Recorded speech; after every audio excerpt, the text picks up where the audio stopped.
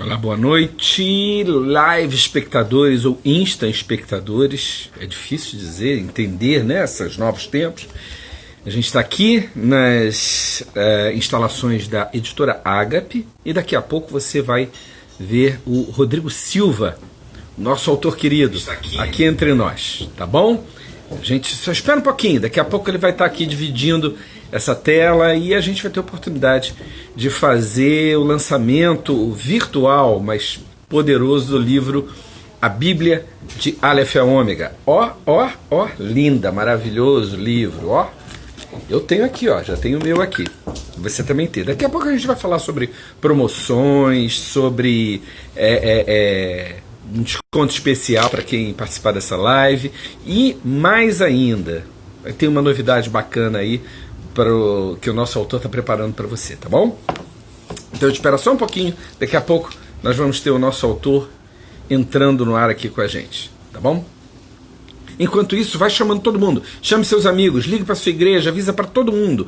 Entrem agora, vamos bater recorde de audiência com essa live, tá bom? Vamos bater todos os recordes. Opa, já tem inclusive até gente já começando a participar, mandando mensagens, maravilhoso. Participe mesmo, mande suas mensagens. Nós vamos, inclusive, daqui a pouco a gente vai explicar tudo direitinho, vocês também vão poder participar, tá bom? Opa! Nós já estamos recebendo aqui um aviso do pastor que ele já está na pasta da Ágape.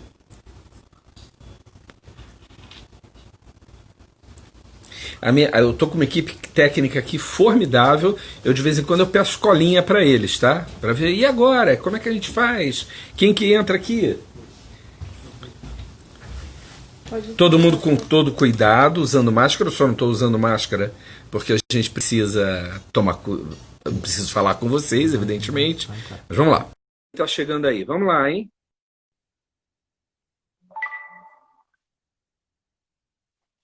Vamos tentar novamente. Tá aqui. Agora sim, boa noite, meu amigo Omar. Boa noite a todo mundo que está ligadinho aí agora nessa live que promete, hein? Que promete. Promete muito. Promete muito. Gente, tá aí o que todo mundo, o país inteiro, todo o planeta, todas as galáxias, todo mundo estava esperando nosso querido pastor Rodrigo Silva participando conosco dessa live sensacional. E olha, eu gostaria que todo mundo que agora está assistindo a gente se sentisse como se estivesse na livraria, tá? Porque esse é o nosso desejo, a gente fazer uma live bem bacana, bem espontânea, que todo mundo possa participar. Obviamente, a gente vai dar todo o tempo possível aqui para o nosso querido autor, pastor Rodrigo Silva. E olha aqui, ó, olha que coisa bonita aqui. O meu também está aqui. Lindo. A Bíblia de... Olha só. Aliás, esse tá aqui vai ser de alguém, esse aqui nem é o meu, esse aqui vai ser de alguém, que eu vou assinar depois. Olha aí. Olha só, tem muita coisa boa. Então deixa eu dar mais ou menos uma ideia a vocês que estão nos assistindo, tá? E enquanto isso, vão chamando, chame seus amigos, chame sua família, chame sua igreja, chame todo mundo para participar. O que vai acontecer? Nós vamos fazer a apresentação, evidentemente, do livro do pastor Rodrigo Silva. Ele vai ter a palavra, eu já estou até falando demais, mas daqui a pouco a palavra vai estar com ele. E, durante esse período, quem quiser fazer perguntas, quem quiser mandar perguntas, nós vamos pontuar um pouquinho esse papo, mas quem quiser mandar perguntas, mandem. Evidentemente que nós estamos já com uma audiência fantástica, já beirando 200 e só aumentando. Claro que a gente não tem como colocar todas as perguntas, mas nós vamos colocar as mais... algumas a gente vai selecionar para que a gente possa fazer e o pastor vai responder, tá bom? Agora, durante essa live, tem duas coisas legais, e daqui a pouco o pastor Rodrigo Silva vai confirmar, vai mostrar para vocês uma dessas duas coisas boas. A primeira coisa boa, se você, a partir de agora, entrar no site da Ágape, www.agape.com.br, tá? www.agape.com.br. Você faz o seu cadastro, seleciona o produto, logo o primeiro banner é o banner da Bíblia de Aleph a Ômega, e aí você clica para comprar a Bíblia de Aleph a Ômega, esse livro sensacional que já é uma referência em termos de estudos da Palavra de Deus. Aí você clica ali, você selecionando, você vai entrar na área de compras e você insere o cupom Rodrigo25. Rodrigo25, simples assim. Clique em aplicar. Pronto, automaticamente você ganha 25% de desconto na hora, ok? E aí você finaliza a compra. Agora, esse desconto não vai ser só durante a live. Até amanhã, às 23h59, quem comprar a Bíblia de Aleph ao Ômega, quem comprar esse livro, recebe desconto. E o mais bacana de tudo, quem comprar nesse período recebe o livro autografado pelo pastor Rodrigo Silva.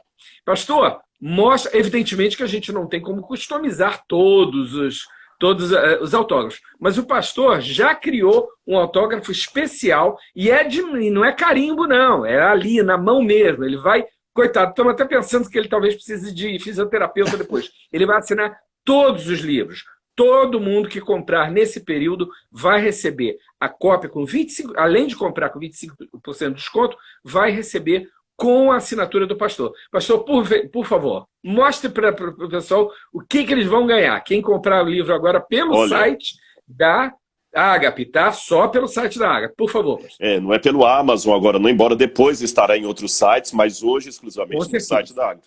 Eu fiquei feliz com esse negócio aí dos 25% de desconto, viu? Eu estou muito feliz com isso. O único problema, Omar, é que a minha letra é tão feinha que até digitando é difícil das pessoas entenderem o que eu escrevo. Mas olha, só para valorizar o pessoal, eu ia pegar uma caneta Bic aqui, mas eu falei assim, não, eu vou colocar uma caneta melhor aqui, ó, que eu ganhei de presente, e eu vou assinar aqui, viu?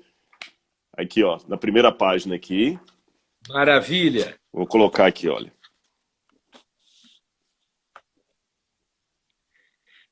Todos vocês pensem, ele vai fazer isso para todas as pessoas que comprarem. Está aqui, ó, com a preço, Rodrigo Silva. Tá bom? Depois pode conferir lá, tá bom? Com a preço, assinado com a canetinha chique. Essa caneta aqui não é... Essa aqui é a que eu compro, essa aqui é o que eu ganhei de presente. E olha, gente, não esqueçam. Começa agora até amanhã às 23h59. Agora, dia 23, começa agora e vai até amanhã às 23h59. Depois não tem mais. Então, corra, compre, ganhe o desconto, receba a sua cópia autografada. Imagina, todo mundo está correndo. Bom, agora está na hora de eu passar a palavra para o pastor, mas antes eu vou sair daquele lugar comum. Todo mundo diz, esse homem dispensa apresentações. Não, esse homem é tão famoso que é importante a gente fazer a apresentação para você saber que está falando, sim, com um dos maiores especialistas na palavra de Deus, um grande arqueólogo, um grande teólogo. Eu vou falar por alto, esse aqui é só um resuminho do extenso currículo do pastor Rodrigo Silva. Ele tem graduação em teologia pelo Instituto Adventista de Ensino do Nordeste, graduação em filosofia pela Unify, ele tem mestrado em teologia patrística, ele tem especialização em arqueologia pela Universidade Hebraica de Jerusalém. Imagine o que é isso. Ele tem doutorado em teologia bíblica pela Pontifícia Faculdade de Teologia, atualmente vinculada à PUC São Paulo, chamado Nossa Senhora de Assunção. Doutorado em arqueologia clássica pela Universidade de São Paulo. E, claro, estudos pós-doutorais com concentração em arqueologia bíblica pela Andrews University, nos Estados Unidos. Isso é só por alto, tá? Fora um monte de especializações e mais uma experiência, uma bagagem imensa, viagens arqueológicas por vários caminhos por onde outros historiadores já passaram e principalmente por onde Jesus e os discípulos e vários outros personagens da Bíblia já passaram também. Então, pastor, eu gostaria de passar a palavra para o senhor, começando com aquela coisa fundamental que a gente precisa sempre explicar. Por que um livro sobre a Bíblia? Por que a Bíblia de Aleph a Ômega é tão importante assim? Muito bem, eu queria só, antes, dizer, Omar, uma coisa que é muito importante, não é apenas proforme, mas primeiro a Deus toda a glória, A Deus toda a glória, a gente não Amém. pode esquecer disso. E eu queria fazer uma breve oração de alguns segundos, porque se eu estou falando de um livro, e nada melhor do que convidar o autor desse livro para estar conosco, porque eu sou apenas o coadjuvante. Amém. O autor da Bíblia é Deus, eu estou falando de um livro que tem autoria divina, não é? Então, todo mundo que está ligado com a gente agora, se possível, faça uma prece. Senhor Deus, muito obrigado por tudo, que nós possamos ter humildade, unção do Teu Santo Espírito, e que tudo seja por honra e glória do Teu nome. Fica conosco nessa live, por amor de Jesus. Amém, Senhor. Amém. Eu faço isso para que as pessoas vejam que não há distúrbio, nem antagonismo entre razão e fé, entre espiritualidade e academicismo. Agora, hoje é um dia muito especial, Omar, já que você perguntou assim da importância desse livro, porque olha que feliz coincidência ou providência divina. Exatamente hoje foi anunciada uma descoberta arqueológica em Israel que promete muito. Ali no subúrbio de Jerusalém, próximo de onde está a embaixada americana, em Jerusalém, descobriram já estão escavando há muito tempo esse local, e de repente essa descoberta ela já tem alguns dias atrás, alguns meses, mas eles só anunciaram agora, porque muitas descobertas estão até paradas em Jerusalém. A descoberta de vários selos monárquicos e de um grande complexo monárquico da época do rei Ezequias. Então Isso é inédito, isso foi agora, hoje que foi anunciado, né? Pelo fuso horário de Israel, já na nossa madrugada aqui, lá está à nossa frente. Mas vejam bem, daqui a pouco eu já tenho que escrever mais livro contando outras novidades, porque a coisa não para. E olha como é que é dinâmica. Eu estou anunciando um livro sobre a Bíblia num dia em que mais um achado arqueológico a favor da historicidade bíblica está aparecendo. E por que escrever mais um livro sobre Bíblia Sagrada? Eu tenho certeza que as editoras estão abarrotadas de títulos sobre a Bíblia, como Jesus lia a Bíblia desenterrada, a Bíblia que Jesus conhecia, o que disse Jesus. Por que mais um? Qual é a novidade desse livro? Bom, em primeiro lugar, eu tenho sempre um sonho, quem foi meu aluno na faculdade, no mestrado, no doutorado, já me ouviu repetir isso alguma vez em sala de aula. Eu acho que nós temos que sair do ambiente da academia, atravessar a muralha da universidade e atingir os povos, principalmente o leigo, aquele que está fora da universidade. Mesmo porque todos nós somos leigos na maioria das coisas que nós conhecemos. 99,9% do conhecimento que chega até a mim, eu sou leigo em relação a ele. Por exemplo, eu não sei nada de direito civil, sobre Código Penal. Se eu começar a passar mal aqui, eu vou ao médico, eu não sei nada de medicina. Então, na verdade, todos nós somos leigos. E se nós podemos contribuir com aquela área da nossa especialidade, para que outras pessoas que não são da nossa área possam ter um diálogo com ela, por que não fazê-lo? Então, eu sempre falei isso em sala de aula. Vamos pegar o que eu estou passando para vocês aqui, vamos traduzir em linguagem que quem não for teólogo possa entender. E aos poucos eu tenho feito isso. E anos depois, eu consigo realizar esse sonho, que é pegar uma das matérias da Faculdade de Teologia, que é a Introdução Geral à Bíblia, ao texto bíblico, e colocar para quem não fez teologia. Mas quem fez teologia também é bem-vindo, porque aqui eu discuto algumas coisas novas. Por exemplo, um recente estudo, um debate de Emanuel Tov, que é um dos maiores especialistas de Israel, sobre os manuscritos do Mar Morto, onde ele fala de algumas questões que estão um pouquinho diferentes nos manuscritos do Mar Morto do que está no texto bíblico hoje. Isso é bem inédito e está aqui nesse livro. E, ao mesmo tempo, responder perguntas que agora estão vindo. Eu posso confiar no texto da Bíblia? Como é que eu posso ter certeza que esse texto que eu estou lendo aqui, seja na João Ferreira de Almeida, na NVI, na King James, ou qualquer outra versão, como é que eu posso ter a certeza que isso aqui não foi mudado ao longo dos anos?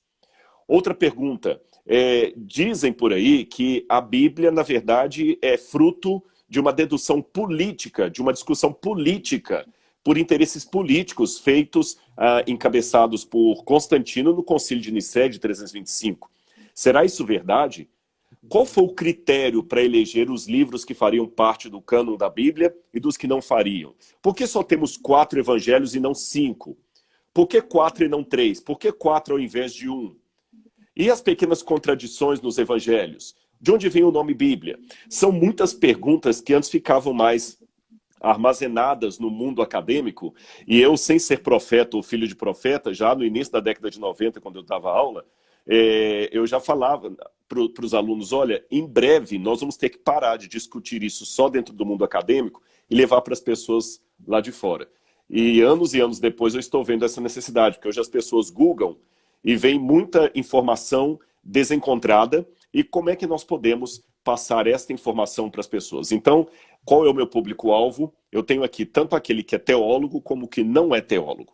O teólogo, eu estou dialogando com ele como se fosse um par, não é? É um manual de introdução à Bíblia, e aquele que não é teólogo também estou dialogando com ele. Então esse livro pode ser útil, por exemplo, para um professor de escola dominical, para um professor de escola sabatina, para um catequista, para quem não é de igreja nenhuma, mas quer conhecer mais a Bíblia, até quem é secularizado. Tá, eu quero saber então, eu quero conhecer mais os bastidores da formação desse livro, do texto bíblico. Eu dialogo com todas as pessoas aí, e eu espero que a leitura realmente atinja cada vez mais pessoas que creem e também que descreem. E eu posso corroborar o que você falou, Rodrigo, porque eu, conhecendo o conteúdo, eu tenho a honra e a alegria de ser o editor da obra.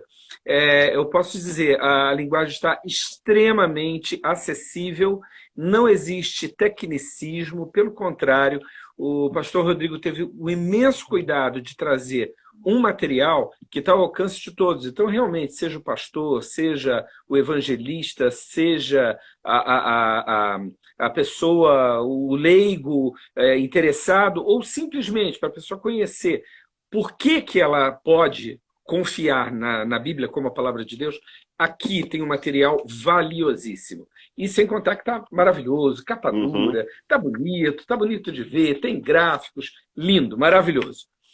E sempre lembrando, tá? O pastor Rodrigo Silva também é o autor deste livro aqui, que também é um grande sucesso, tá? O Ceticismo da Fé.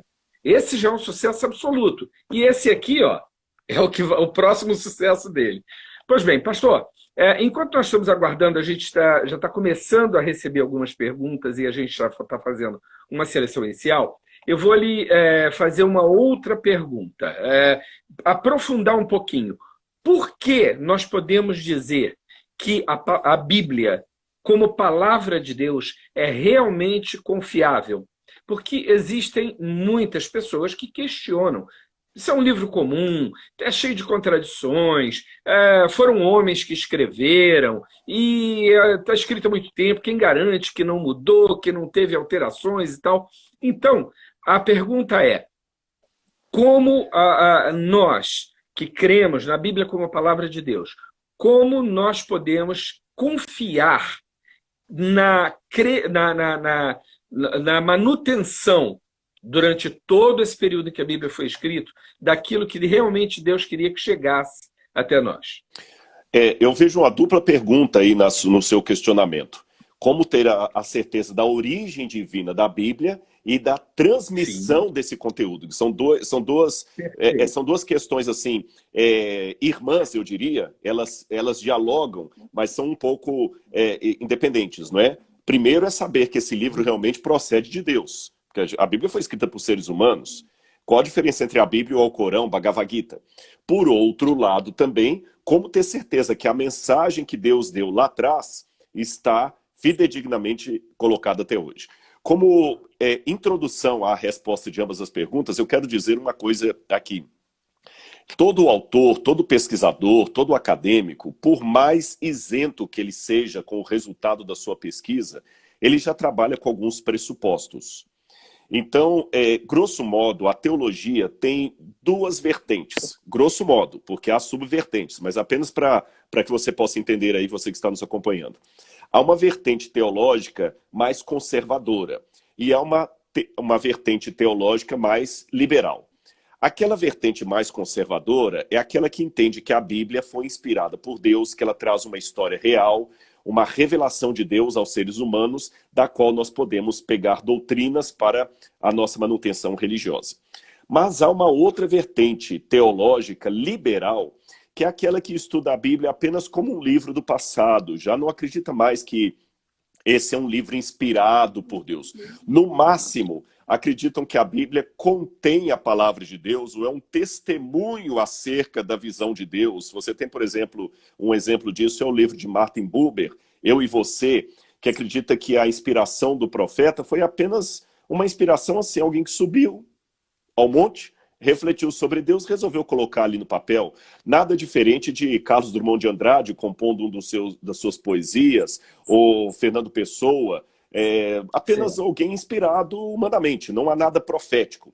Quem trabalha com a teologia mais conservadora acredita que Jesus profetizou a destruição de Jerusalém no ano 70 e que Jesus cumpriu as profecias do Antigo Testamento. Quem trabalha com uma teologia mais liberal vai dizer que não, Jesus não profetizou nada, foi depois da destruição do Templo de Jerusalém que os evangelistas criaram esse episódio fictício de Jesus prevendo algo, quando na verdade se tratava de uma profecia ex eventum, vaticinium ex eventum, ou seja, algo dito depois que cumpriu. E que Jesus não cumpriu nenhuma profecia do Antigo Testamento, que foram os evangelistas que forjaram Jesus ter nascido em Belém, quando na verdade ele nasceu em Nazaré. Eu sou um teólogo conservador, então eu não quero também aqui enganar ninguém e não quero aqui ofender a inteligência de ninguém. Você está trabalhando com um teólogo que vem de um pressuposto conservador. Mas não é um conservadorismo gratuito. Eu procuro nesse livro dar justificativas racionais e intelectuais para o meu conservadorismo. Mas o único pressuposto rodriguiniano que eu poderia colocar, se eu posso criar esse neologismo, é o fato de que eu não nego, eu estou trabalhando na perspectiva de que eu tenho às mãos a palavra inspirada de Deus. Tá bem? Porque Bart Ehrman é um outro teólogo, mas ele lida com a Bíblia como se fosse um livro qualquer do passado, não a palavra de Deus inspirada. Eu trabalho com o pressuposto da palavra de Deus. Porém, só vou até aqui. Daqui por diante, esse é um livro que ele pode ser lido por pessoas de qualquer segmento religioso. Porque, por exemplo, quando eu falo dos livros apócrifos ou deuterocanônicos, por que as Bíblias protestantes têm menos livros que as Bíblias católicas e ortodoxas? Ao invés de simplesmente defender o meu ponto de vista, eu coloco, olha, os livros deuterocanônicos ou apócrifos. A Igreja Católica argumenta assim, assim, assim, assim para incluí-los. Os protestantes argumentam assim, assim, assim para rejeitá-los. E o leitor pode ver os dois argumentos e tomar a sua decisão propriamente dita. Então não é um livro de um adventista para adventistas, é um livro para pessoas que querem estudar a palavra de Deus. E aproveitando esse gancho, eu posso entrar na minha argumentação. Como é que eu sei que esse livro é de origem divina? Bom, com base nos próprios pressupostos que eu coloquei aqui e que a pergunta já implica. A Bíblia, ela tem uma transformação de vidas que você não vê em livro nenhum do mundo. Nenhum do mundo. Você sabe que a Bíblia hoje, eu coloco esse dado no livro, desde 1835, que as sociedades bíblicas começaram a computar as Bíblias oficialmente vendidas, nós já ultrapassamos 7 bilhões de exemplares vendidos da Bíblia. Isto fora as Bíblias clandestinas e fora as Bíblias que foram divulgadas do século XIX para trás. 7 bilhões. Dá quase um exemplar da Bíblia para cada habitante do planeta Terra. O segundo livro no ranking é o livro vermelho de Mao Tse Tung, que tem uns 600 ou 700 milhões de exemplares vendidos. Então, a Bíblia seria claramente classificada como um best-seller, longe de qualquer questionamento. Ela seria um clássico e um best-seller. Por que ela seria um clássico? Porque é um livro que foi escrito há 2000 anos e continua atual, continua sendo lido. E é um best-seller porque não existe nenhum outro livro do mundo que chega a nem a metade, nem um terço da tiragem da Bíblia Sagrada. Agora que vem o curioso, Omar. Apesar de ser um best-seller e um clássico, eu tenho um capítulo aqui que eu mostro quais são as características de um best-seller e de um clássico. E sem dar spoiler, eu quero apenas dizer para o leitor que a Bíblia infringe todas as regras de produção de um best-seller ou de um clássico. Ou seja, eu estou aqui fazendo uma live com um editor. Se eu chegasse hoje para o Omar, com a experiência que o Omar tem de edição de livros, ou para a própria editora Ágape, e propusesse escrever um livro com a característica da Bíblia, o Omar não aceitaria ser o editor desse livro e a Ágape não aceitaria publicá-lo, por uma simples razão. A Bíblia quebra todas as regras, todos os conselhos, todas as normas de produção de um clássico ou de um best-seller. Aí, eu volto à pergunta. Se ela quebra todas as regras de um clássico, de um best-seller, como ela consegue ter o sucesso que ela tem? Porque se um filme ganha um Oscar de Hollywood, mas quando eu vou ver lá no gasto, foi um filme que custou aí 30 milhões de dólares para ser rodado, teve os melhores figurantes, os melhores atores e atrizes, o melhor produtor, os melhores roteiristas, as melhores câmeras, a melhor iluminação, a melhor música, eles não pouparam dinheiro, faz sentido que esse filme ganhe o Oscar de melhor filme. Porém, ganhar o Oscar com uma produção barata de R$ 500 rodada numa câmerazinha, talvez no celular, não faz sentido. Eu tenho que ter uma explicação sobre-humana para isso. Então, quando eu vejo alguns aparentes defeitos literários na Bíblia, isso é uma prova de que ela só pode ser uma, não a única, é uma prova de que esse livro só pode ser de origem divina, porque se ele tivesse o sucesso e o classicismo que ele possui, tendo todas as características de um clássico, eu diria, realmente, é um livro escrito por ser humano e já foi projetado para o sucesso. Mas ela tendo o sucesso que tem, com as formas como as quais ela foi forjada e o modo como ela chegou até nós, só pode ser um milagre. Você não tem uma explicação na sua experiência de editor, Omar, para justificar racionalmente um sucesso de um livro chamado Bíblia Sagrada, se não for admitindo que tem algo de sobrenatural nesse livro. E acrescento duas coisas, para até terminar a minha resposta de maneira completa. Pegue um grande... Eu tenho aqui vários livros, vocês estão vendo um pedaço da minha biblioteca aqui. Pegue, por exemplo, o Ensaio da Cegueira, de José Saramago. Tremendamente bem escrito. José Saramago é um ateu. Muito bem escrito, muito bem redigido. Pegue um outro livro qualquer, Os Sertões de Euclides da Cunha, muito bem redigido. Pegue qualquer outro clássico aí... Pegue Machado de Assis, né, Quincas Borba. Agora, pegue esses livros, muito bem escritos, peças de arte da literatura mundial, e entregue-os na prisão de segurança máxima mais terrível do Brasil. E deixe-os ali por 1 ano. Noutra prisão de segurança máxima, com detentos da pior qualidade que você pode imaginar, deixe alguns exemplares da Bíblia.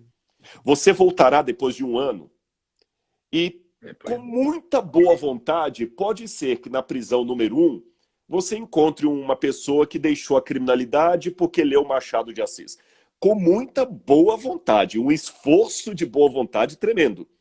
Porque eu nunca vi ninguém que deixou de ser traficante, estuprador, espancador de mulher, caluniador. Eu nunca vi alguém que deixou isso, ou a prostituição, porque leu Machado de Assis.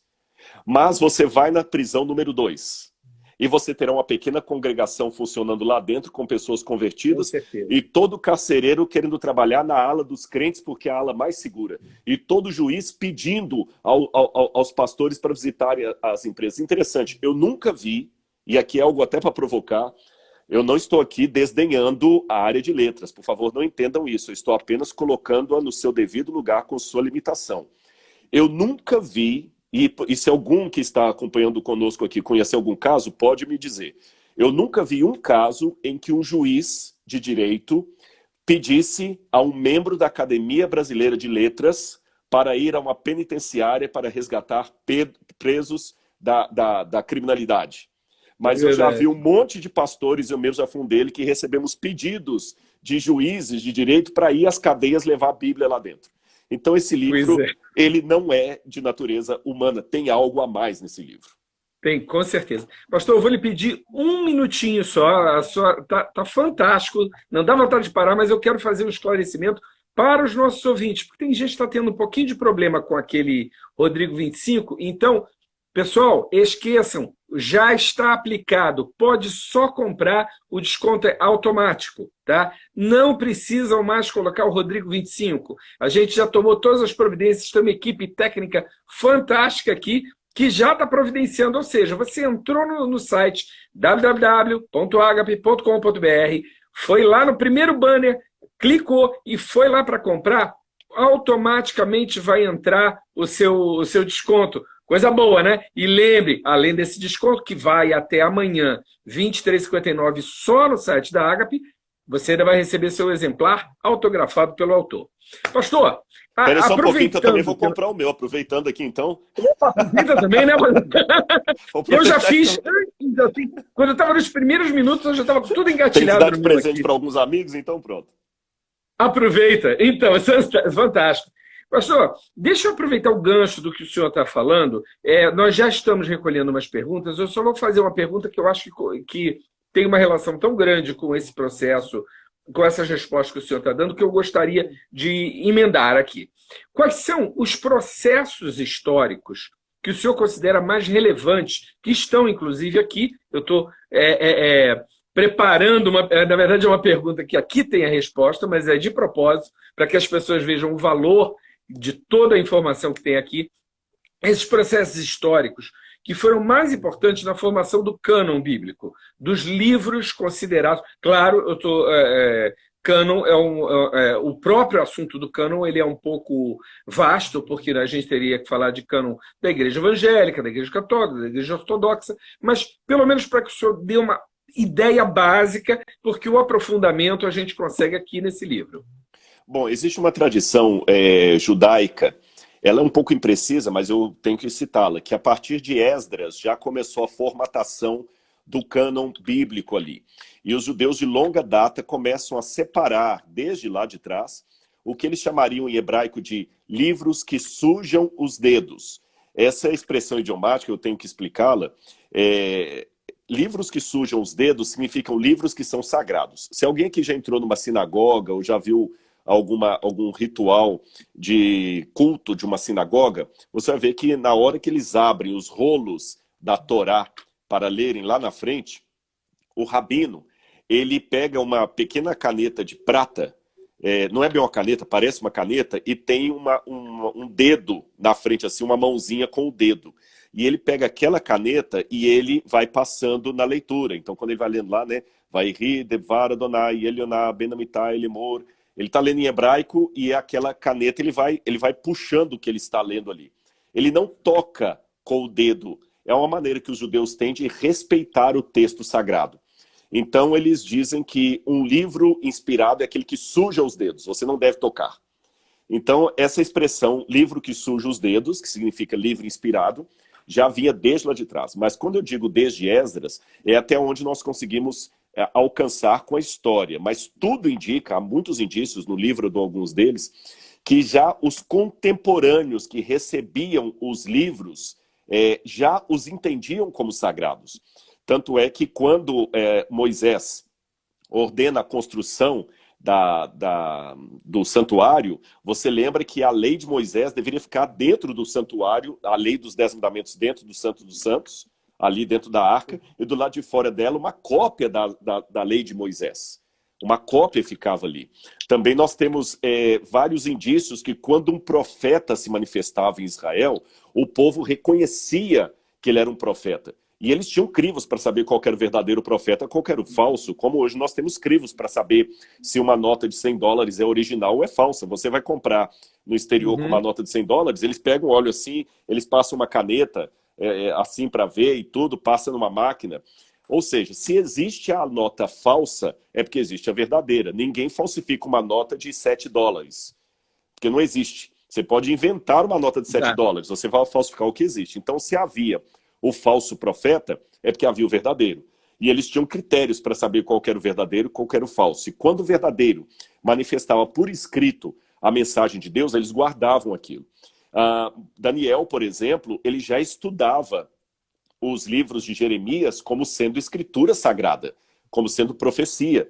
E o próprio Daniel, quando ele escrevia, ele sabia que estava escrevendo a palavra do Senhor. Aliás, eu até citei aqui o trecho de Jonas em hebraico, a palavra que mais se repete é Vayeri devar Adonai, veio a minha palavra do Senhor. Então o profeta sabia que ele estava escrevendo Bíblia, que ele estava escrevendo Escritura. Quando vamos para o período do Novo Testamento, a gente vê que as próprias cartas de Paulo já são entendidas como escrituras. Pedro considera as epístolas paulinas como escrituras. O próprio Novo Testamento já tem esse entendimento ali. Paulo, às vezes, cita a palavra do Senhor e menciona alguma coisa que está nos evangelhos. Então havia escritura. Agora, nem tudo que foi inspirado por Deus foi preservado. Por exemplo, Paulo escreveu uma carta aos Laodicenses que se perdeu. É provável que haja uma ou duas epístolas adicionais aos Coríntios que também se perderam.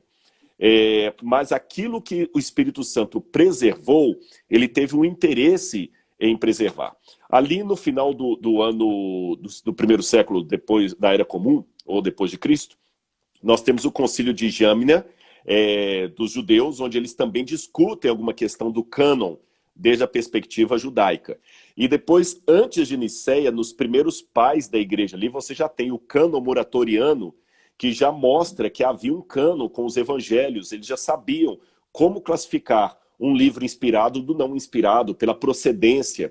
Eles não acreditavam em qualquer coisa como caindo pronta do céu. Por que os evangelhos apócrifos foram rejeitados? Porque eles sabiam que eram produção tardia da Alexandria, que eles não constavam com a tradição mais antiga. E aquele povo tinha acesso a bibliotecas e documentos que hoje eu não possuo. Então, o que Nicéia fez foi apenas endossar um cânon que já existia antes de Nicéia. Um ou outro livro tinha uma controvérsia ali, como o livro de Esther, o livro de Apocalipse, que eu conto a história no livro. Agora, isto posto, é importante eu complementar com uma informação aqui, Omar, que até eu esqueci de mencionar na outra pergunta que você fez. Aquilo que Deus inspirou, Deus também preservou. O que Deus não preservou é porque não era necessário. Como eu falei da carta aos Laodicenses. Mas o que era necessário, Deus preservou. E aqui, como eu falei, que esse é um livro que ele é escrito para o evangélico, para o católico, para o evangélico, para o protestante, para o pentecostal, para quem não tem religião, para o espírita. Como é um livro para todo mundo que quer entender a palavra de Deus, quer entender a Bíblia, mesmo ouvindo, tá bom, eu quero ouvir o que... Eu não acredito em Bíblia, não acredito em Deus, mas já que o Rodrigo falou que ele é conservador, tem coisa que não entra na minha cabeça. Como é que esse livro foi preservado se não tem os originais dele? Eu quero ver qual o argumento que o Rodrigo vai usar. Então, eu dialogo com todas essas pessoas e vou mostrar uma prova de que a Bíblia não foi alterada. Só vou dar um aqui. Você me perguntou sobre as pequenas contradições que há no texto. Esta é uma comprovação de que o texto foi preservado de maneira inalterada. Porque se na Idade Média a igreja tivesse tido a intenção de modificar o texto bíblico ao seu bel prazer para endossar a sua teologia, essas contradições teriam desaparecido, porque os papas mandariam corrigir. Com certeza. Então, o próprio fato de algumas microcontradições permanecerem é uma prova de que o texto foi preservado. Então, na minha humilde opinião, Deus permitiu essas pequenas contradições para mostrar que o relato foi espontâneo e preservado. Não foi algo, com todo respeito, que o editor colocou a mão e corrigiu. Você entende o que eu quis dizer? Você claro, pode corrigir. Com certeza. Isso faz todo sentido. Você pode corrigir o meu livro aqui para que ele não saia com nenhum erro para o leitor. Mas a Bíblia Sagrada, que eu não tenho mais o original, nem tenho como tirar dúvida com o autor que escreveu, os autores primários, então, nesse caso, é bom que o editor se limite a não corrigir o texto. É diferente. Com certeza. Pastor, já estão chegando algumas perguntas aqui. Eu tenho uma pergunta aqui do Tiago Souza. Ele pergunta assim, professor, pastor Rodrigo Silva, em relação ao livro do Apocalipse, existe ainda algum ponto que carece luz para interpretação? Antes do senhor responder, deixa eu só reforçar com as pessoas. Não deixem de mandar suas perguntas. Nós não vamos conseguir ler todas, mas mandem suas perguntas, O professor Rodrigo vai tentar responder todas da melhor maneira possível, no tempo que nos permite, e, enquanto isso, vá chamando outras pessoas, convida pessoas, porque nós ainda temos pelo menos mais 20 a 40 minutos, 20 a 30 minutos ainda de live. Então, dá tempo de as pessoas entenderem todas essas explicações e crescerem com essa live fantástica com a presença do pastor Rodrigo. Então, voltando, pastor Rodrigo, e não se esqueçam, acessem só pela www.agape.com.br, você acessa para comprar aquele livro com desconto. Eu tenho que insistir isso, tá bom? Não tem outro site, só no site da Agape. É bom sempre lembrar, porque às vezes a pessoa, já apareceram perguntas aqui, posso comprar em outro lugar? Não. Desconto só no site da Agape. Nossa, Perdão, vou voltando agora. É uma dádiva de amor, viu? Porque Agape já significa amor, né? Não é? www.agape.com.br é amor.com.br. Vocês estão sendo muito .com.br. E aí essa dádiva está para qualquer um. Entrou agora, comprou até amanhã, R$ 23,59, ganha o desconto. E mais, recebe a Bíblia autografada pelo pastor Rodrigo Silva. E é autografada mesmo, ele já até mostrou a caneta especial que ele comprou para isso. Então vamos voltar para a pergunta. Pastor, em relação ao livro do Apocalipse, pergunta Tiago Souza, existe algum ponto que carece luz para interpretação? Sim, Tiago. O Apocalipse tem muita coisa que a gente ainda não entende. Por exemplo, a questão dos 7 reis, a natureza específica do Armagedon, nós não sabemos totalmente sobre isso. Há algumas boas hipóteses. Agora, tem muita coisa do Apocalipse que já foi revelada e é clara para mim, é muito claro. Então, tem muita coisa que dá para a gente entender, tem coisas que nós temos a interpretação de vários autores, mas aquilo que é básico, eu acho que já tem um consenso dentro do cristianismo do que o Apocalipse está anunciando. E uma dessas coisas é a certeza de que Jesus em breve voltará. Perfeito. Pastor, uma outra pergunta que chegou aqui, uma pessoa pergunta, não se identifica por nome, mas se identifica por um código muito interessante, culto racional. Isso é bíblico, né? Sim, com certeza. Deve ser racional. E a pessoa que faz essa pergunta, ela levanta uma questão que algumas pessoas já até nos perguntaram durante o processo de produção. Por que o livro se chama A Bíblia de Aleph a Ômega? Olha, eu tenho que dar os créditos aqui, viu, pessoal? Não, mas tem. O autor do título está falando com vocês aí de barba, porque eu confesso uma coisa. Eu nem sempre acerto em alguns títulos. O título original que eu tinha colocado era Introdução Geral à Bíblia. Mas, sabe, é aquilo que eu falei, cada macaco no seu galho. Como eu não tenho muito essa expertise assim, do que o pessoal compra mais a ideia, compra no sentido assim de cai mais, quando o Omar, então, entrou aqui para nos ajudar com o livro, Omar, Rodrigo, a Bíblia... Aí depois a gente pensou, vamos fazer o ABC da Bíblia. O ABC da Bíblia parece coisa de Teletubby, coisa de criança demais, né? Então, aí o Omar teve esse insight. Então é graças ao Omar, e quando ele teve, eu agradeci a Deus, porque se ele não tivesse aqui, seria a introdução geral à Bíblia. Aí ficou a Bíblia de Aleph a Ômega. E por que Aleph? Você sabe que a Bíblia é escrita em 3 idiomas, a Bíblia originalmente. Hebraico, aramaico e grego. O hebraico e o aramaico têm o mesmo alfabeto, e o grego tem um outro alfabeto. A primeira letra do alfabeto árabe, do alfabeto aramaico e hebraico é a letra Aleph. E a última letra do alfabeto grego é a letra Ômega. Então a Bíblia é de Aleph a Ômega, porque traz do Gênesis ao Apocalipse. É a Bíblia completa. É a Bíblia completa. E eu agradeço mais uma vez ao meu amigo Omar aí. Eu espero que nós possamos ter outras parcerias de outros títulos aí, viu? Não, foi um prazer. Imagina, eu estou para lá de honrado.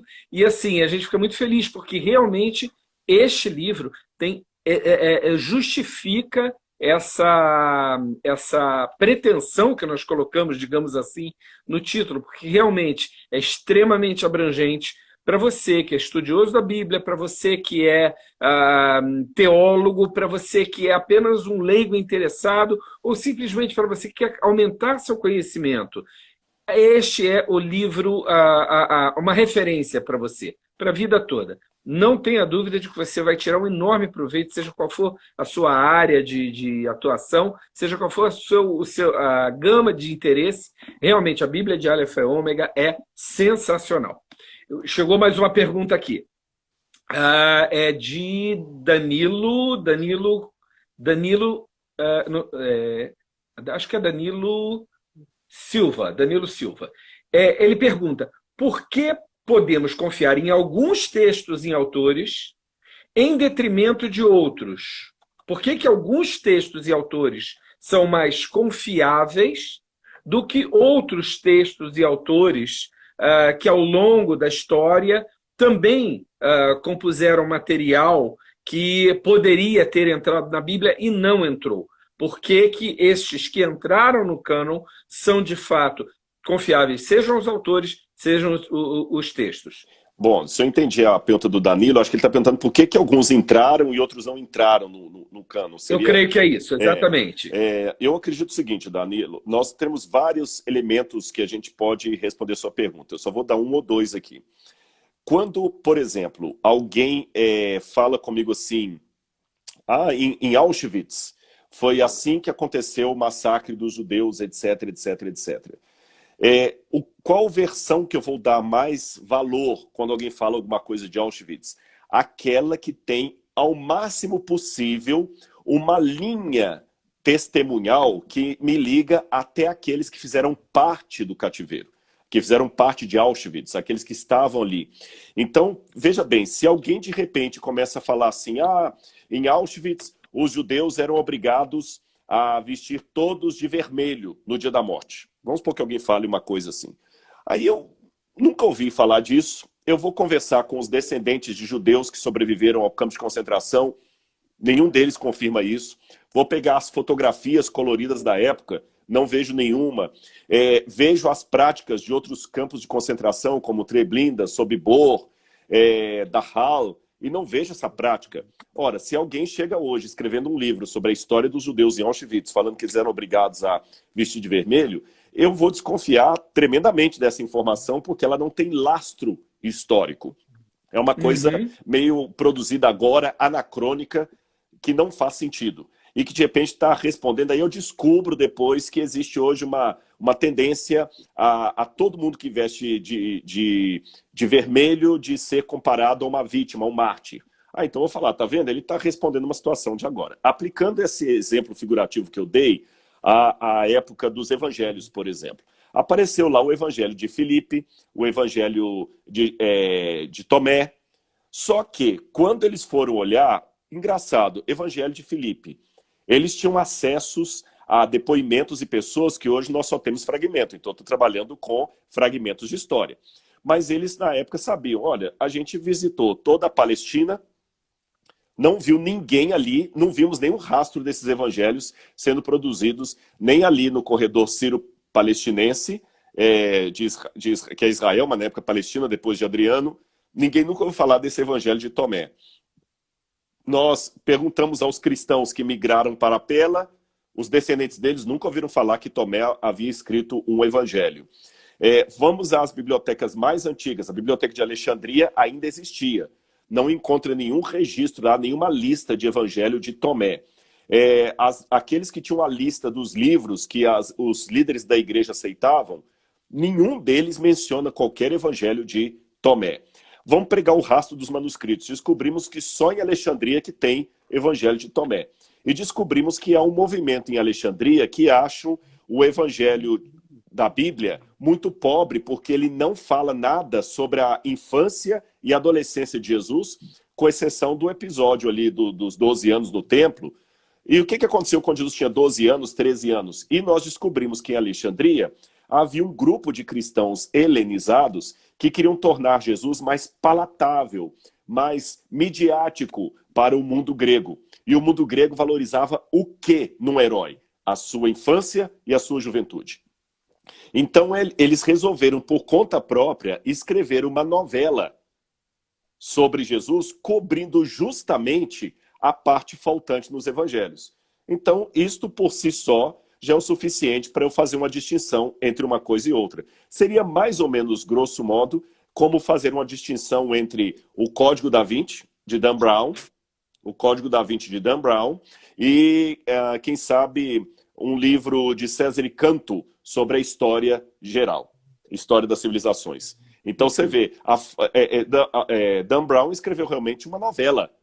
Agora, daqui a 2000 anos, alguém pode fazer essa pergunta. Como é que você pode confiar em César Canto como historiador e não em Dan Brown?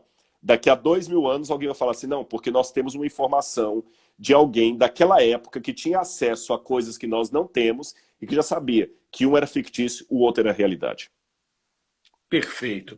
Pastor, tem mais perguntas chegando, eu já vou fazer. Antes disso, eu vou dar uma notícia que o senhor vai ficar feliz e os live espectadores tão felizes quanto ou mais ainda. Atenção, pessoal. Quem entrar agora no site www.agape.com.br já sabe que compra a Bíblia de Aleph a Ômega com 25% de desconto e leva autografado o livro, vai receber autografado, correto? Pois bem, a partir de agora, quem comprar o Ceticismo da Fé também recebe 25% de desconto automático. Agora, tá? Olha o responsável aqui, ó. Esse homem tem um coração de ouro. Ele já tinha falado, vamos caprichar na promoção. Tá aqui, ó. 25% para quem comprar também o Ceticismo da Fé. Então, aproveite. Você que está assistindo, está feliz da vida com essa live, aproveita, porque você vai ficar mais feliz ainda, porque agora são 2 livros em promoção, com 25% de desconto. Nossa, então eu agradeço. Os 2 até amanhã, às 23h59, comprando apenas no site www.agape.com.br. Não tem nenhum outro site com essa promoção. Só para você. E este aqui ainda vai com autógrafo. Tá bom? Então aproveite, é especial, fora de série. Então agradeço ao senhor Luiz, porque eu lembro quando falaram do desconto, eu pedi, não dá para também estender para o Ceticismo da Fé e tudo, e vocês ficaram de pensar, então obrado. Agradeço ao senhor Luiz aí, que é o diretor. Vou passar, o Luiz Vasconcelos, isso, diretor da Novo Século e da Ágape, por extensão, que está dentro do grupo Novo Século, ele já está sabendo desse seu pedido de agradecimento, já está transmitido para ele. Pastor, a Josiana Vicente Santos Pires, bem longo assim o nome, mas é isso mesmo, Josiana Vicente Santos Pires, ela perguntou, ela gostaria de saber sobre o Espírito Santo. Por que alguns irmãos em Cristo afirmam que ele não existe? E eu acho que, a partir daqui, a resposta fica até meio óbvia, né, pastor? Uhum. Por favor, ela pede para o senhor falar sobre o Espírito Santo e a atuação dele, e, naturalmente, eu peço que o senhor aproveite também, dentro dessa pergunta, responda por que a gente tem que falar do Espírito Santo quando vai falar na palavra de Deus. Uhum. Há uma crença de alguns que o Espírito Santo, na verdade, seria apenas um sopro de Deus, o Espírito de Deus, mas não uma pessoa ativa. Isto é porque o Espírito Santo aparece de maneira muito anônima, se você for olhar, né?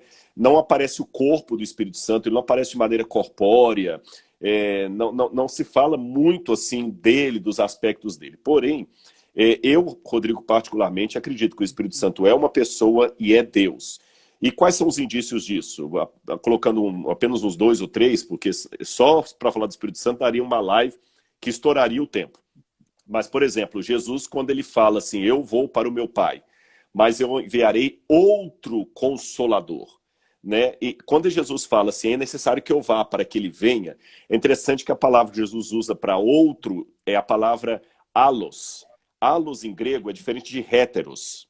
Héteros, quando você fala, por exemplo, é uma substância heterodoxa, quer dizer, diferente, é uma mistura diferente, heterodoxo, né, que não é igual, vem de héteros. É um outro de natureza diferente. Agora, quando eu falo allos, é um outro de mesma natureza. E quando Jesus fala, e João escreveu em grego, virá outro, está allos. Então é um outro igual a Jesus. Outro detalhe, se o Espírito Santo não fosse uma pessoa, Jesus diria, eu vou para o Pai, mas enviarei a consolação, ou o consolo. Ele não fala que ele enviará a consolação ou o consolo. Ele fala, eu enviarei o Consolador. O Consolador. Lembramos também que Mateus deixou bem clara a fórmula do batismo. Ide, portanto, fazendo discípulos de todas as nações, batizando-os em nome do Pai, do Filho e do Espírito Santo. E por mais que alguns neguem, mas Eusébio de Cesareia não coloca desse jeito. Eu tenho aqui as Bíblias com os textos gregos. O texto trinitariano de Mateus está nos melhores manuscritos do Novo Testamento. Isso aqui não foi acrescentado posteriormente. A doutrina da Trindade já existia antes de Constantino, antes de Nicéia. Nós temos Tertuliano, já falava, usando até a expressão dos três ali. Então o Espírito Santo é uma pessoa. Como eu falei, eu precisaria de muito mais de 1 hora para falar sobre o Espírito Santo. Com certeza, com certeza. Pastor, a gente já está chegando ao final da nossa live e eu vou fazer uma pergunta bem simples para nós finalizarmos, para a partir daí a gente se despedir, tá? A gente está muito feliz com a presença de todo mundo, já estamos batendo aí quase 700 pessoas participando da live e é uma pergunta bem simples para uma resposta assim, bem breve para a gente entrar no encerramento. Por que existem diferenças entre versões bíblicas? Na verdade, já brincavam, né? Os italianos diziam tradutor e traditore, que o tradutor é um traidor. Mas essa não é essa é uma expressão muito, muito cruel, muito injusta, porque nós temos que dar um pleito de gratidão aos tradutores. E, aliás, essa expressão foi usada justamente na época do domínio turco, do Império Turco Otomano, que o grande superior dos turcos ali, ele ia ter uma conversa com outros monarcas, e ele era um homem muito duro. Então ele colocava sempre um tradutor para traduzir as palavras dele. Porque às vezes ele ia falar com a rainha da Inglaterra, o sultão, e ele falava como se ela fosse uma vadia qualquer. Então o tradutor amenizava as palavras do sultão para não criar um incidente. Se não fossem os tradutores turcos, talvez nós teríamos muito mais guerras do que tivemos. Então, quando os sultões descobriam que o tradutor não traduziu exatamente o que ele falou, mas que ele deu uma floreada, usou um eufemismo, começaram a dizer que os tradutores eram traidores. Ou, na versão latina antiga, italiana antiga, tradutor e traditori. O tradutor é um traidor. Mas eu estou colocando isso apenas para dizer que o trabalho de tradução não é fácil. Porque, por exemplo, expressões idiomáticas não se traduzem. E como a Bíblia é um livro que ele é lido por diferentes grupos com diferentes interesses, cada tradutor vai mais para um lado. Vou dar um exemplo. Alguém fala assim, não, eu quero saber como é que está direitinho no hebraico, do jeito que está no hebraico. Então ele quer pegar uma Bíblia mais literalista. E para pegar uma Bíblia mais literalista, ele vai se surpreender que as expressões idiomáticas não vão ser traduzidas. Aí ele vai encontrar lá no hebraico dizendo assim, aqui não entrará ninguém que urina no muro. Mas a expressão urinar no muro, que até eu coloco esse caso aqui no livro, urinar no muro é apenas uma expressão, uma gíria hebraica para homens de guerra. Só que um tradutor vai pegar para o auditório maior e falar assim, não se traduzir quem urina no muro, eu vou traduzir por homens. O outro tradutor vai, não, eu vou deixar exatamente como está ao pé da letra. Algum tradutor, para tornar a Bíblia mais assim fácil, porque há expressões que no passado não seriam de mau tom, hoje seriam. Por exemplo, eles não tinham problemas de fazer comparações sexuais ou de necessidade fisiológica. Então, no original hebraico, está dizendo que Saul estava defecando. E quando Elias também grita para os profetas de Baal, ele fala assim, seu Deus deve estar no banheiro, defecando. A nossa justiça é como pano sujo de sangue de menstruação. Fica ruim ler isso numa missa ou num culto. Então os tradutores deram um eufemismo, né? A nossa justiça é como trapos de imundícia e tudo mais. E alguns colocam numa linguagem mais jovial, outros numa linguagem mais adulta. Ou seja, cada versão da Bíblia tem o seu valor. E tem um capítulo aqui no livro com mais detalhes sobre como decidir a melhor tradução para usar e uma história das versões bíblicas, inclusive algumas versões modernas. Pastor, chegamos no horário mais triste, que a gente tem que encerrar, porque nós temos a limitação de tempo aqui do Instagram. Quero agradecer demais ao senhor. Antes de passar a palavra para essa palavra final, para se despedir desse público maravilhoso que bateu 700 pessoas, eu quero lembrar que os 2 livros, a Bíblia de Aleph a Ômega, que nós estamos fazendo o lançamento virtual agora, e o Ceticismo da Fé, ambos no site www.agape.com.br, estão com 25% de desconto automático. Só nesses 2 sites, tá?